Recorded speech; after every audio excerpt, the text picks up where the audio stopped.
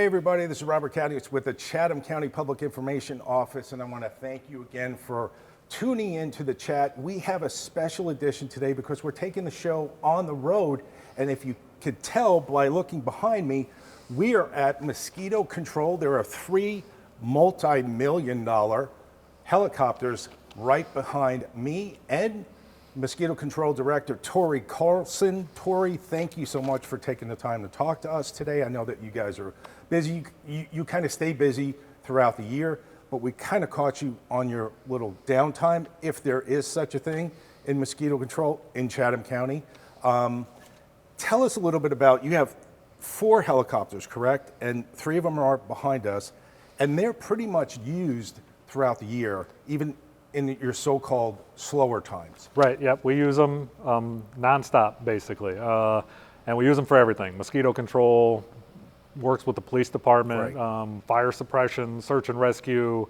Sometimes we even drop rescue swimmers out of them and work with SWAT teams. And so wow. any aerial need in the county, we bring out the helicopters and we try to fill that gap as much as we can and take care of as much as we can. So we have the 4 birds and we like to rotate through them to kind of spread out the maintenance costs a little bit. You know, and speaking of maintenance, we were kind of talking off camera a little bit about, I had no idea how expensive these choppers are to not only run, but to maintain.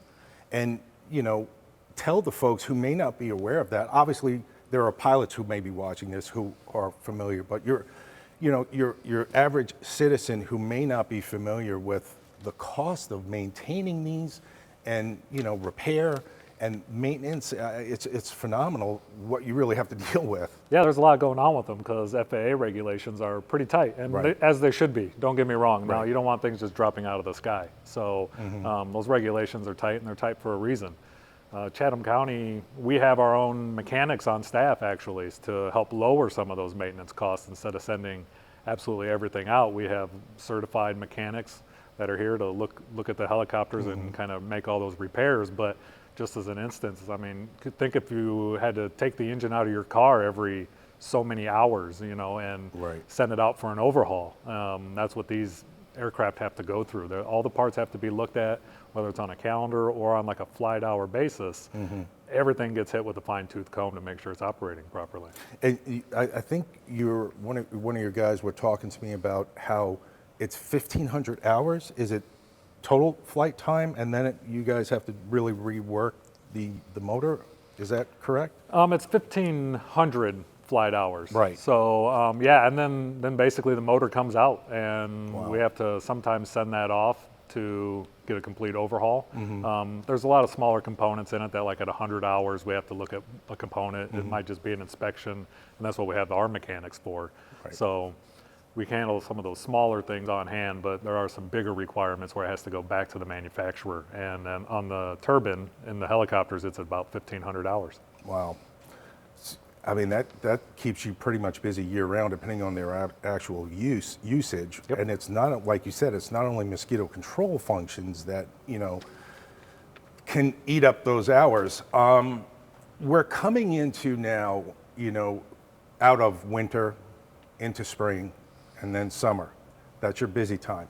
But for now, between now and say June or July, what is mosquito control doing? There's a lot of maintenance, like we just talked about with the helicopters, but of course we have all of our vehicles, and then we have application equipment. So when we apply pesticides, we're required to make sure we're applying a proper amount on a proper amount of land, I'll put it that way. So we have to calibrate that, make sure it's working right. You don't want anything leaking or anything. So we constantly go through that stuff, and we really hit it hard in the off season to make sure it's up and running when the season hits. So that way we don't miss anything. We can react quickly to the mosquito problems and what they are. And our chickens are in. We just got them in as little chicks, so we're gonna rear them up to full grown chickens, and they'll do some work for us looking for mosquito-borne viruses. And of course we run traps year round. So the mosquito traps are up and running as long as it's basically above 50 degrees. Right. Our traps are out working for us nonstop. So. And what happens below 50? You really lose mosquito flight. When it gets that cold, mosquitoes stop flying. So we back off on the trapping because there's just nothing to catch, to tell you the truth. You're just kind of wasting batteries at that point. So to be cost efficient, we pull the traps back and we wait for the weather to come back like it has the past couple weeks with the roller coasters we've been on with Yeah. into the 50s on the weekends and into almost the 80s during the middle of the week. Exactly. Yeah, I mean, I think next week it's supposed to get warmer again. How important is watching the temperature and the weather to what you do? Like if for some reason we have like, you know, a warm spell in the middle of winter and then it'll back off and then get cold again, how does that impact your coverage or your monitoring of situations? The monitoring is pretty straightforward. We try to always monitor. What it really impacts is if we need to make a pesticide application or make a decision on that, because there's a lot of regulations on when you can apply pesticides and when you can't. So if we were to try to control adult mosquitoes, we can't spray in the rain. You can't spray below 55 degrees. And so if you have a problem when it's warm, and then 2 days later, it's going to be cold again, you can't really respond to that. So we have to watch the weather to make sure we're staying safe and legal. And of course, if it's that cold and the mosquitoes aren't flying, you don't want to apply a pesticide anyway because it's not going to kill anything. You're just wasting money. So the weather is a big deal for us. So it's Southeast Georgia. It's always going to be hot enough for mosquitoes, especially once we hit April through October into November. Always going to be hot enough. The trick is, do we have a lot of virus moving around, which you can't just tell by looking at a mosquito, you have to test them. Or is there just a giant number of mosquitoes because we had a big rainfall? Rain is everything. Water is what really makes a nuisance mosquito problem. And you know, we kind of touched on this the last time that we spoke, the difference between a disease-carrying mosquito and a nuisance mosquito. For folks who didn't see that, what really is the difference? There's 43 different kinds of mosquitoes that we catch in Chatham County, or we can catch, I'll put it that way. There's only about 13 that are really a concern for us.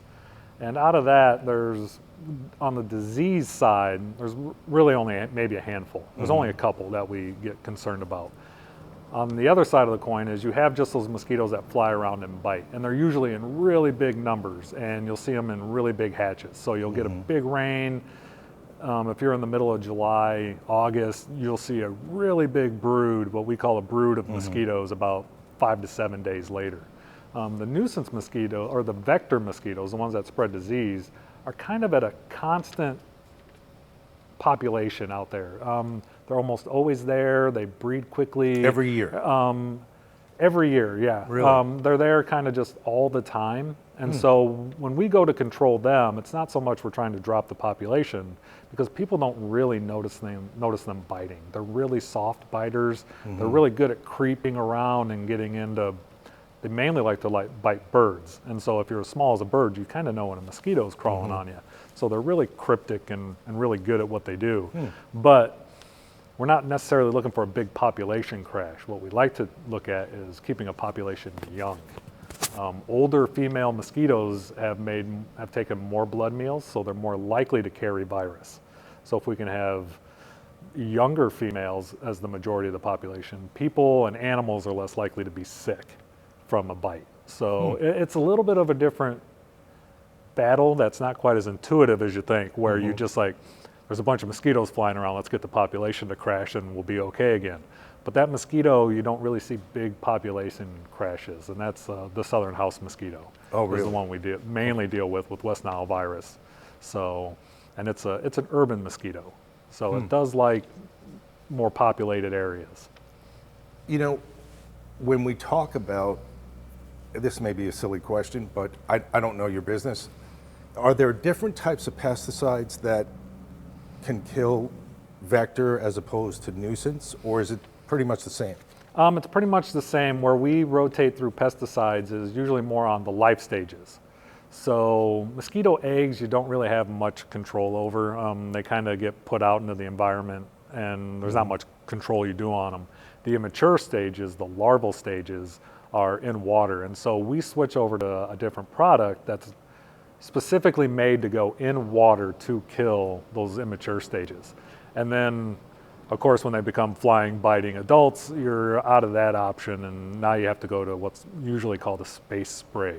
So Aerial. that's what most people think about. I mean, we aerial, or we do them with truck a little bit Okay. too. We do have trucks for that as well. But with that's what people think of at night when they see the helicopters flying at sunset and kind of like a linear pattern as we kind of make our way through a zone. That's typical mosquito control that everybody thinks about. We're trying to get a pesticide to drift through the area, and of course the mosquitoes then have to fly through the pesticide in order for it to work. So that's the standard, but That's a tricky task. it's a tricky task, right? Because again, you want to talk about how weather impacts Right. what we do.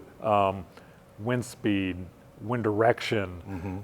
You have things when you're over large concrete or developed areas where there's what's called a thermocline, or where you get a lot of heat moving up and you're trying to make a pesticide go down. Right. So there's a lot of tricks in trying to get that to work right. It's a science. There's a science to it. There's a lot of physics involved. You're trying to get a tiny droplet to hit a tiny mosquito, and there's tricks. So There are obviously certain areas, Ture, that seem to be consistently problematic areas. Is that safe to say? oh yeah, and how you look at that will depend on if you mean a biting nuisance where you go outside and you get the typical kind of, I got 10,000 mosquito bites walking to my mailbox kind of phone call from a citizen, which is possible here, to tell you the truth. There's June and July, I'm yeah, sure. when you deal with a lot of water or at the very big high tide cycles, we usually see a lot of mosquitoes at the big king tides, October, November tides, and then sometimes the May, June tides will deal with a lot of them. So, but then if you get a hurricane or a big rain event that can get sprinkled in too, you're just increasing those numbers. The islands are always going to be a problem. Yeah. The high marsh areas are an issue. I was going to say, you think it's because of the marsh areas that really contribute to it? The low marsh, no. The low marsh here, we actually get a big enough high tide cycle that most of the marsh we don't worry about. But these mosquitoes, the salt marsh mosquitoes, are so good at what they do and getting eggs out that the limited high marsh areas that still exist can make a lot of mosquitoes very quickly. We use what's called a larval dipper, and it's about the size of a cup kind of thing. We just scoop the water and we count larvae in them, and you can get hundreds of mosquitoes in about 3 square inches. So if you look at acres of water, Right. your numbers come out to trillions of mosquitoes Oh, man. very quickly. And when they all kind of come off at once, you get the classic, here they are, they're moving again, and the folks that live out on the islands and have for a long time are very familiar with what I'm talking about. right, And right. at that point, you're just kind of stuck at, we got to go spray for them on the adult side. These mosquitoes have a tremendous flight range, the salt marsh mosquitoes do, up to 20 miles. So they're not necessarily even coming from Chatham County. They might be coming from nearby, which is why we do all the work that we do with the Army Corps of Engineers across the Savannah River over on the South Carolina side, where we do our ditching. Because over there, landing rates can easily turn into 1,000 mosquitoes a minute. And if you haven't had 1,000 mosquitoes on you in a minute, it's interesting. I'll put it that way. It's not a pleasurable experience. You definitely stay covered up. So, and then they just move depending on wind direction, but typically towards the bright lights of Savannah. So they they're attracted to light, kind of not quite as much as moths are, but they do kind of make that migration from the dark side of the river over there in South Carolina over to the bright lights of downtown Savannah. So trying to catch them and those numbers is the big thing. So. I'm glad you brought that up about Hutchinson Island, because we did something last year that I found just really interesting. And you have moved from the westernmost end, I think, of Hutchinson Island now over the bridge to really South Carolina. Right. And your partnership with the Corps of Engineers is for 5 years, you said, I think. Tell the folks what really kind of goes on over there and how that impacts Chatham County. It's ground zero of mosquito control. It is the nuts and bolts, if you're a mosquito control program, of what you want to do, and that's source reduction. We move water after dredging the river, all that water, then dirt that has to come up to make the river deeper and keep it clean so the big container ships can move through, has to go someplace. And so it goes over into these containment cells across the river. We're there to work with the Army Corps of Engineers to get those cells to drain. So we ditch. And moving that water is everything to mosquito control. The faster you can move water, the better. Really, when we get to it, and especially over there, you either want water to drain within 4 days, or you want it to be permanent. And then you establish a fish population. Over there, the Army Corps of Engineers lets us drain. So, and that's what we want to do, that's what they want us to do, and we're happy to do it. So we dig ditches, and we'll go over there and we'll work just one of the containment cells. You know, they can be 1,200 acres that we're trying to drain. So they're, you know, a mile long by a mile wide, and we're putting ditches every 500 feet. So we're doing, by the end of it, in a couple years, we've got a good 5, 6, sometimes 10 miles of ditching done in a cell in order to move the water to keep the mosquitoes from being a real issue. Because over there, it's serious really quick with the mosquito problem. So, again, this is kind of like my ignorance, Ture, but you are not only creating a source for them, but you're also, there's traps that we saw over there as well to identify what types are there. Is that how it works? Yep, yeah, the trapping's a big deal for us. It's kind of the heart and soul of the program. You got to know what mosquitoes you have and where they're at and in what numbers. So those 3 pieces of information are critical. And then if they are a disease issue mosquito, you add that on top of it. So there's 4 layers to that surveillance that really comes in big, because not all mosquitoes bother people. Right now we're catching a lot of numbers over in the dredge area of a mosquito that's called... Even in the wintertime? Yeah. Really? About 900 a night in a trap, and that's a lot of mosquitoes, because typically 25 mosquitoes per night per trap is considered a nuisance level. But the mosquito we're catching doesn't bother people. So, and it's not a big migrator, so it's not flying across the river. So it's contained to that area. It's staying there. So we don't put a lot of effort into controlling that mosquito, because you're just controlling something that's not really bothering anybody, and you're just kind of wasting money. So it's not a disease issue. There's a lot of things that we take into account. So when we get mosquito numbers, we really want to focus on things that impact people, whether or not they can enjoy the outdoors or whether or not it's going to hurt them. And that's what the surveillance really helps us focus on. If you were to take Chatham County and just blind spray it, our entire budget would be gone if we just said, all right, so for 6 months out of the year, we sprayed the entire county twice a month. Our entire budget's gone just in that. But we can save money and actually make it cheaper by doing surveillance and focusing those efforts. And then you're not just coating the county in a pesticide because it's Tuesday, or the 3rd Tuesday of the month kind of thing. There's that science to it. Really focuses where we put that pesticide and where we put the money. How much does, you mentioned that you get about 20, 25 mosquitoes this time of year. Does that spike in the summertime?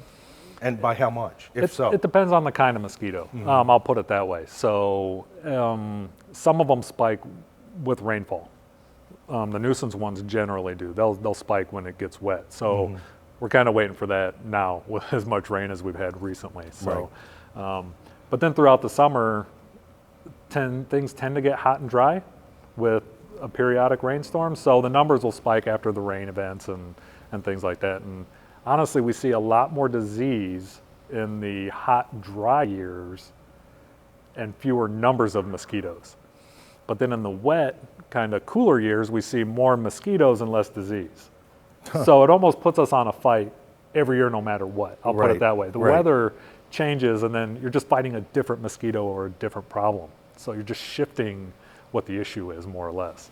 You know, but I think if I hear you correctly, you know, history has taught you how to identify what you may be perceiving this season. If it's hot and dry, you got to kind of be aware of those vector mosquitoes. And if it's really wet, I guess they're a nuisance. Would that be? Right. You know, and then it's quality over quantity, because the quality ones are the ones that carry the disease. Quantity is really standing water, and I know you hate that. I know you hate people saying standing water, but it's the water that draws them, and in the enormous amounts that you guys see every year. Right. Yeah. The water's everything to us. So I mean, getting into places and just sitting there is an issue, but you get a lot of calls, and there's been a lot of development in the county too, where you'll see a lot of retention ponds going in and things like that. retention ponds might be an issue to start with for the first year, maybe two, kind of thing. And then we try to establish fish populations in those ponds. So we'll Why is take, that? because there's a small fish called Gambusia holobrook. That's the scientific name of it. It's just the mosquito-eating fish, they call it. And it's just one of these fish that just loves to sit in like kind of shallow water with low oxygen levels and gets around the weeds really well, where the mosquitoes like to lay eggs. But they'll eat basically anything that'll fit in their mouth, but they'll eat a ton of mosquitoes. So if we can establish a fish population, that retention pond, that drainage ditch that always holds water, no longer become an issue for us control-wise. It's now a permanent issue for the fish, and they love it. So we'll establish a fish population, and then we can come by once a year, every couple years, unless it really dries out significantly, and we don't really have to worry about the spot again. So there's issues to permanent water helping us, and if we can establish that fish population, that's terrific. That helps us out a lot. How have you implemented that throughout the county with the fish element? Because if you can get the fish to do your work, Right. I mean, it's cost saving, and it's also solving a problem. Right. Yeah, and you're establishing a little ecosystem and everything else. I mean, if you don't have to use a pesticide to control it, why? Better for the environment. Right. Let the fish do it, and then they just keep reproducing. But we have a group of technicians that go out there, 6 of them, and if you call us and say there's a mosquito problem, you're not going to see the helicopter. The helicopter might come eventually, don't get me wrong, but the first thing we're going to do is send somebody out to look at the problem. Just to analyze. So, yeah, we're going to send a technician, and maybe we find a new retention pond that, we didn't necessarily know about or something like that. We might find a problem on the edge of it or something like that. Well, perfect spot to put fish in. So if we get out and we look, that's the first step for us to analyze the problem. We can figure out what kind of mosquito you have, where they like to lay their eggs, where the immature stage is frequent, because of all these species that kind of have their own little niche in the world. So when we hit June, July, the most common backyard mosquito, the Asian tiger mosquito, it loves containers, bird baths, little things, places where you can't put fish and expect them to live, I'll put it that way. Right. So it's easier to just tip the water out and move on from it. And you can call and say they're bad and we need you to spray, kind of thing. But an adult mosquito spray is a temporary fix. It's only going to give you a knockdown until the eggs hatch again. So right, and it starts all over again. Right, and it starts all over again, whether or not that's the next rain or whatever event happens.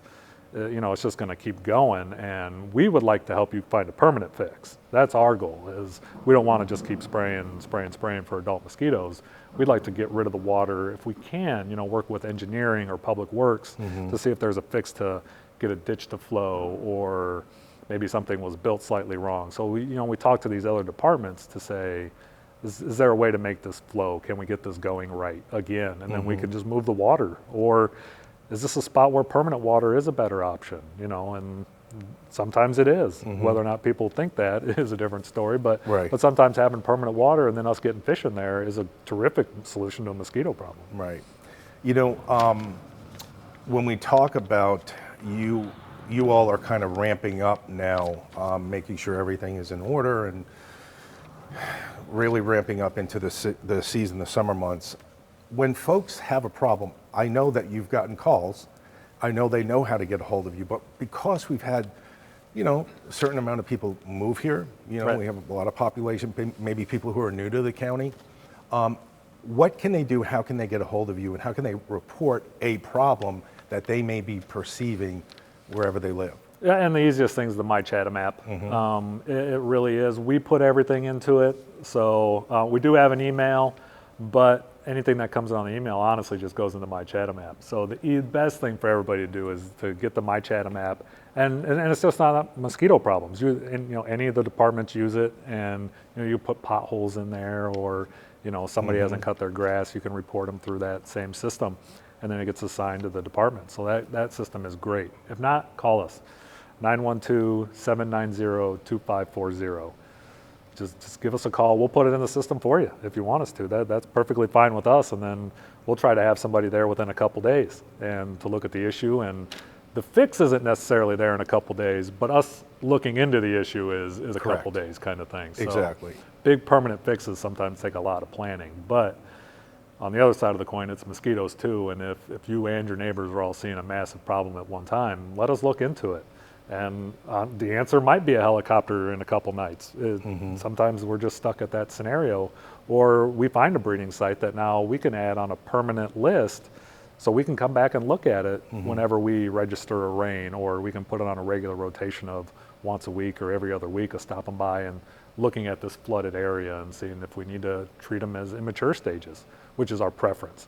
We kill more mosquitoes in the immature stage than in the adult stage. It's cheaper by the buck, I'll put it that way, to kill them in the immature Probably stage. easier too, because they're all in one area. Yeah, they're just stuck there. They're Right. just stuck there trying to swim away from you when you show up. And if we can get them there, that's perfect for us. And it's So, either you're going to spray or you're going to find a retention pond and add some fish to it. right. I hope life's that easy. So Is there anything, Tori, that I missed that you think folks should know as we head into your busiest time of the year? we're getting there. The biggest thing is to go through your backyard. Please, just go through it. Try to get any of that little water out of the way as frequently as you can. Our recommendation is always at least once a week to go through your yard. If you have to have a boat sitting there or anything, check it out. Check out a tarp over some tires, whatever you have going on. And you probably know where your water is, but definitely once a week, get out there, look at it. If you can drain it, drain it. If you can't drain it, try to find a way to cover it so it stops picking up water. That's the biggest thing homeowners can do. We know not all mosquitoes come from a backyard, but one of the easiest things to help us is to go through that yard and really look at if there's just anything. I mean, it could be as innocent as a bird bath or that little tray underneath that potted plant. Exactly. Kind of thing. Right. There's little cryptic spots that are hard to see. Bromeliads hold water in little nooks and crannies in them, and there's not many.